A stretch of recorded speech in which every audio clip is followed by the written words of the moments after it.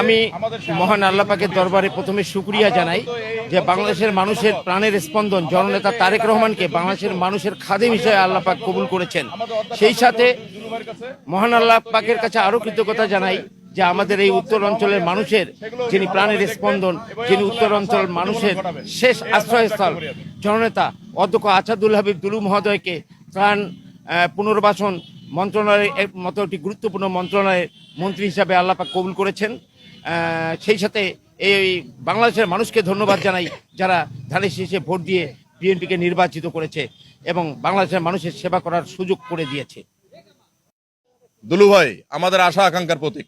এই অঞ্চলের মানুষের যে আশা আকাঙ্ক্ষা, দুঃখ দুর্দশা সবকিছু লাঘব, এবং দুলু ভাইয়ের কাছে সবাই আশা করে যে অঞ্চলের যে দুঃখ দুর্দশাগুলি আছে সেটি তার মাধ্যমে পূরণ হবে।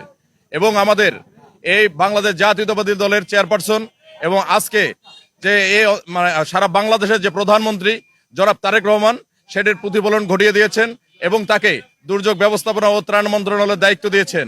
আমরা আশা রাখি দুলু ভাইয়ের মাধ্যমে এই অঞ্চলের, এই উত্তর জনপদের তথা পুরা 8টি জেলার যে অবহেলিত জনপদ আছে তার অন্তত সুষ্ঠুভাবে তিনি সুশৃঙ্খলভাবে কাজ করবেন, এই আশাবাদ ব্যক্ত করি।